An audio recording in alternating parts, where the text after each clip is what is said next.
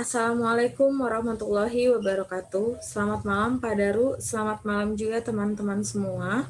Hari ini saya, Asma Zahidah, akan mempresentasikan tugas mata kuliah kepemimpinan untuk memenuhi ujian tengah semester.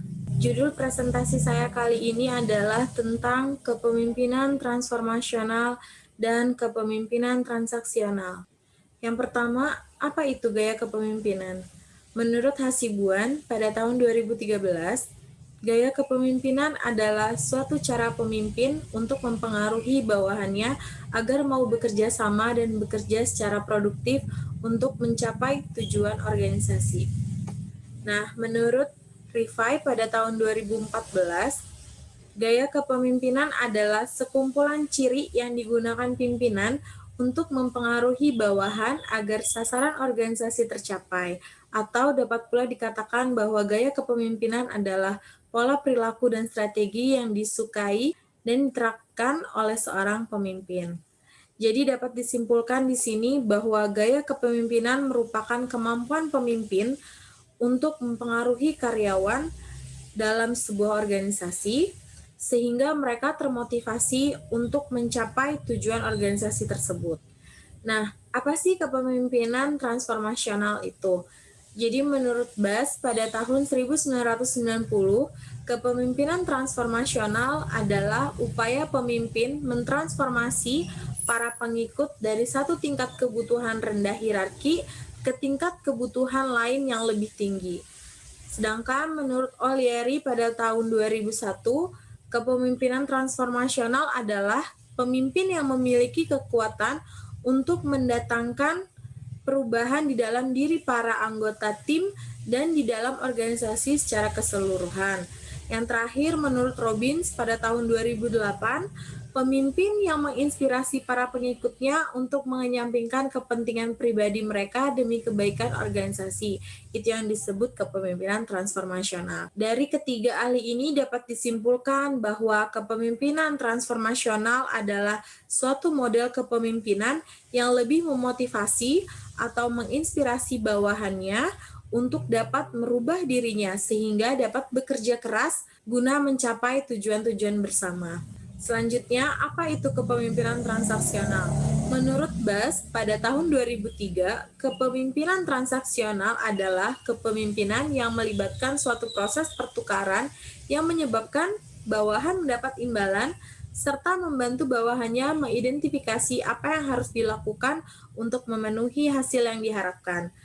Sedangkan menurut Maulizar dan Yunus pada tahun 2012, kepemimpinan transaksional adalah seorang pemimpin lebih cenderung memberikan arahan pada bawahannya dan memberikan insentif serta hukuman pada kinerja mereka, serta menitik beratkan terhadap perilaku untuk membimbing pengikutnya. Yang terakhir, menurut Wibowo pada tahun 2014, kepemimpinan transaksional ini adalah kepemimpinan yang membantu organisasi mencapai sasaran sekarang dengan lebih efisien, seperti dengan menghubungkan kepuasan kerja pada penilaian reward.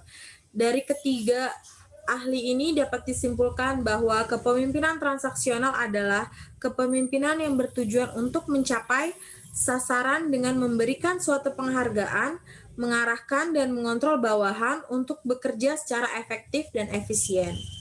Di sini dijelaskan oleh Bas pada Howell dan Halmarenda pada tahun 1999 karakteristik kepemimpinan transformasional.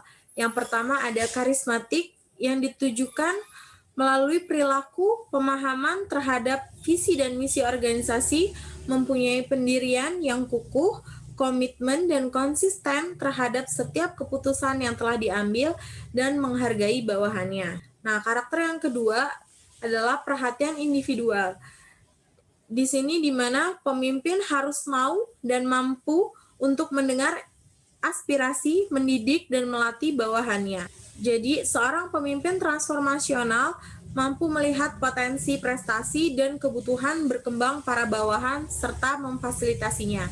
Yang ketiga, karakternya yaitu stimulasi intelektual. Di sini, pemimpin harus mampu mendorong bawahannya untuk menyelesaikan permasalahan dengan cermat dan rasional. Dengan kata lain, pemimpin transformasional mampu mendorong atau menstimulasi bawahannya untuk selalu kreatif dan inovatif. Nah, yang terakhir, karakteristik dari kepemimpinan transformasional ini adalah inspirasional. Jadi, seorang pemimpin yang mampu menerapkan standar yang tinggi akan tetapi sekaligus mampu mendorong bawahannya untuk mencapai standar para karyawan. Jadi, dengan kata lain, pemimpin transformasional senantiasa memberikan inspirasi dan motivasi kepada bawahannya.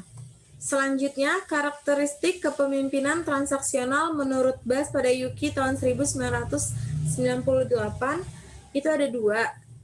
Ada imbalan kontingensi dan manajemen eksepsi. Tapi di sini saya bagi lagi menjadi tiga karena manajemen eksepsinya saya bagi menjadi aktif dan pasif. Nah, untuk imbalan kontingensi sendiri adalah pertukaran imbalan untuk upaya yang dilakukan, menjanjikan imbalan bagi kinerja yang baik dan menghargai prestasi kerja yang dilakukan oleh karyawan.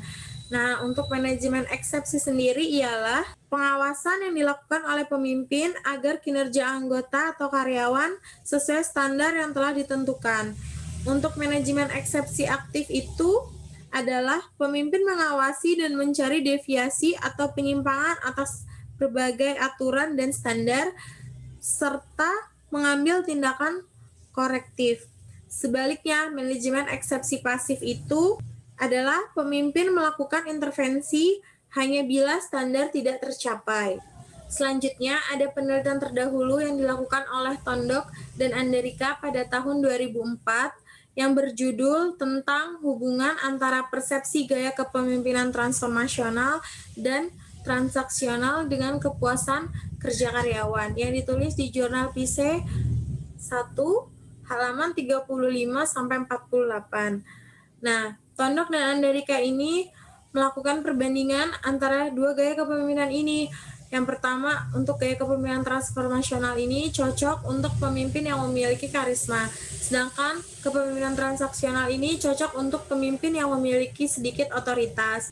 Kepemimpinan transformasional ini didasarkan pada hubungan, sedangkan kepemimpinan transaksional didasarkan pada pertukaran imbalan dan hukuman. Yang terakhir, untuk kepemimpinan transformasional menginginkan perubahan pada karyawan demi kebaikan organisasi, sedangkan kepemimpinan transaksional ini hanya memastikan kelancaran operasi sehari-hari. Jadi dapat disimpulkan bahwa gaya kepemimpinan transformasional mampu meningkatkan kepuasan kerja bagi karyawan karena kebutuhan karyawan yang lebih tinggi seperti kebutuhan harga diri dan aktualisasi diri sudah terpenuhi.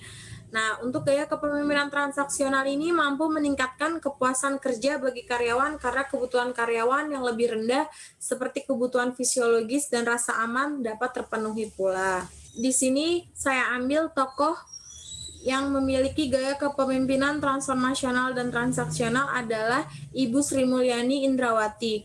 Beliau adalah Menteri Keuangan Republik Indonesia pada saat ini. Beliau memiliki intelektualitas dan pengalaman di bidang perekonomian dan dunia internasional yang sangat baik, serta memiliki kemampuan konseptual yang baik.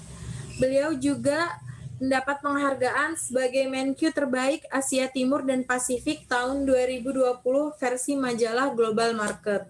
Nah, bagaimana sih gaya kepemimpinan Ibu Sri Mulyani Indrawati ini? Jadi beliau menjalankan gaya kepemimpinan yang transformasional dan transaksional pada saat yang bersamaan selama masa kepemimpinannya. Yang kedua, kepemimpinan transformasionalnya terlihat pada saat beliau melakukan pembaharuan dan reformasi birokrasi pada direktorat-direktorat yang beliau pimpin. Yang ketiga, kepemimpinan transaksionalnya terlihat pada saat beliau menekankan agar pegawai bersikap terbuka, akuntabel, dan melayani publik. Dan beliau juga memberikan peningkatan remunerasi sebagai imbalannya. Oke, cukup sekian presentasi saya hari ini. Mohon maaf jika ada kurangnya. Terima kasih. Wassalamualaikum warahmatullahi wabarakatuh.